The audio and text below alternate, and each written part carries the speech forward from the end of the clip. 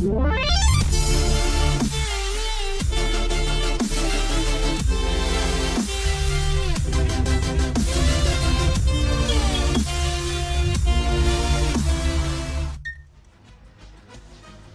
2 came and went like a bitch. You think terrible 2s were terrible in your childhood? This week was the mega terrible 2s, and you'll see why in a second.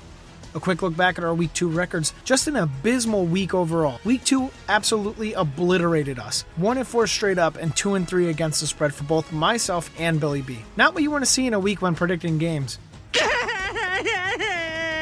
And again, our records on the season. Hopefully Week 3 will be more forgiving and we could jump back over that 500 mark. Last week's question of the week asked for Drew Brees' completions, attempts, interceptions, and touchdowns. Absolutely no one was even close to the real stats as the Giants' defense and special teams put a world of hurt on the Saints. Let's get into the games. Our first game looks at the Arizona Cardinals traveling into the Buffalo Bills. There really isn't much to say at this point about the Bills as the Cardinals are going to be all over this one like white on rice. The Bills fired their offensive coordinator after a pitiful showing on Thursday night against the Jets, and the Cardinals put a spanking on the Bucs. If it's anyone that should get fired, it's the Ryan brothers. Look for the Cards to win this one straight up and cover that 4-point spread. Alright, I like the Arizona Cardinals -4 against Buffalo. Buffalo is in shambles here. They just, fell apart defensively. They fired their offensive coordinator when they really should have fired Rex Ryan and Rob Ryan. Arizona stepped up after their bad Week 1 loss, and I think they will continue that. Their offense is too good for Buffalo to handle, so take Arizona -4 and straight up. Second matchup we take a look at is a lot tougher than the gimme in our first prediction. The Oakland Raiders coming off a shootout against the Falcons in the Black Hole, and the Titans coming off a last-minute victory against the Lions. The Raiders have a solid offense to start the season, but their defense is what is worrisome. The Titans, on the other hand, have been playing pretty well on defense and have started to mesh on offense, especially when it matters. I may be going against the grain on this one, but I like what Mariota, Murray, and Delaney Walker can do at home. Take the Titans straight up and to cover that 1.5-point spread. I like the Raiders +1.5 in this one against Tennessee. The Raiders defense can only get better from here. They was historically bad in the yards they've given up in the last 2 weeks. I think they go on the road, and Cooper and Crabtree have big games, and Murray adds some on the ground. So take the Oakland Raiders +1.5 and the Oakland Raiders straight up. Our third game we chose is the Denver Broncos heading into the Cincinnati Bengals. The Steelers proved to be too much for the Bengals, and the Colts could not handle the Broncos defense last week. Again, I really feel like I'm going against the grain by taking the Bengals. This is Cincy's first home game this season, and I do not think they will disappoint their fan base. The Broncos have been dominant on defense at home, but the real question lies if they can do it on the road. I don't see that happening in Week 3. Let's take the Bengals straight up and to cover that 3 points.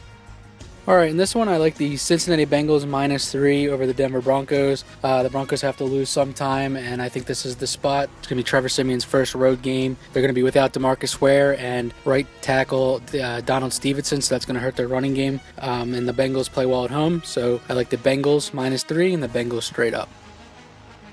Not that big of a shocker here in our last matchup. The Bolts at the Colts. San Diego showed great strength against a weak Jaguars team, and the Colts made some costly mistakes in their loss to the Broncos. I will state this right now. There is no way Indy is opening up the season 0-3. They have to win this game right now. I know the make-or-break weeks usually come in Week 11 or 12, but this is Indy's make-or-break week, and I think they will manage to pull out a win at home. Take the Colts straight up and to cover the 2.5-point spread.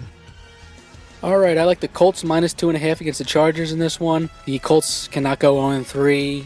They're too good of a team to do that. I know they're banged up on defense, but I think Andrew Luck and the offense step up in this one and they outscore the Chargers. This will be a high-scoring game, and I will take Andrew Luck to finally right the ship and get the win. So take the Colts -2.5 and straight up.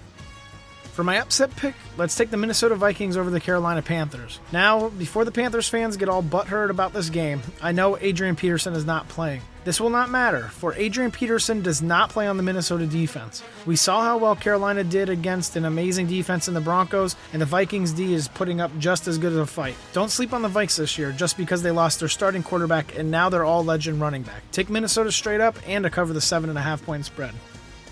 And for my upset pick, I like the Washington Redskins +4.5 versus the New York Giants.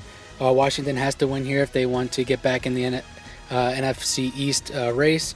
I just think they will play better. There's been some grumblings that they're not happy with Kirk Cousins, so I think he steps up and he puts the team on his back, and they get the win in New York. So take the Washington Redskins +4.5 and straight up. You like that? You like that? And here's the rest of our Week 3 picks.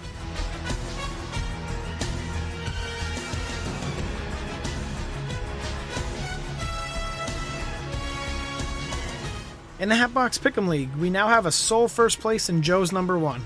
Joe's number 1 is 25-7 across the first 2 weeks of picks. Congratulations to him, and don't forget to set your picks before the end of the week.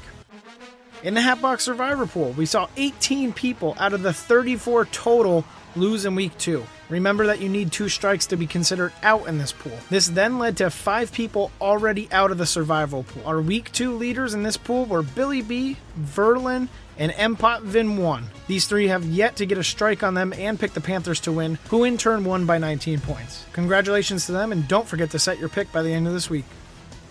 For this week's question of the week, we are going to go to a fan favorite, and we will be doing this multiple times this season. Bold predictions. What are your guys' bold predictions for Week 3? Closest to your bold predictions, if I consider it bold, get a shout out in next week's video. Good luck.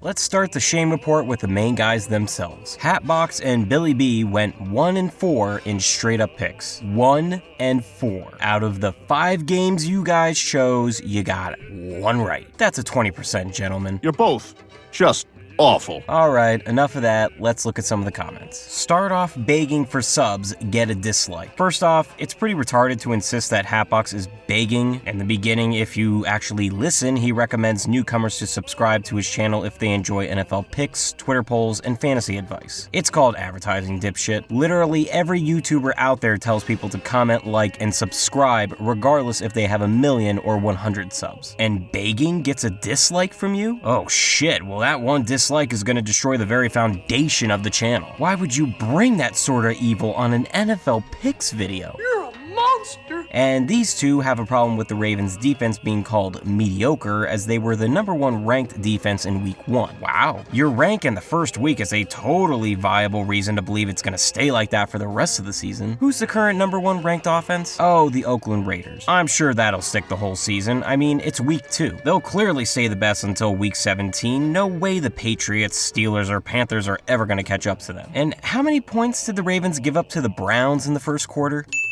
Yeah, that's a number 1 defense. Luckily, the Browns are the Browns, and they blew that 20-point lead. To be fair, it's too early to call them mediocre, but also too early to be calling them the best. Just trying to say, let's not jump the gun. Everyone just needs to calm down. Calm down, just calm down. Calm down, just calm down.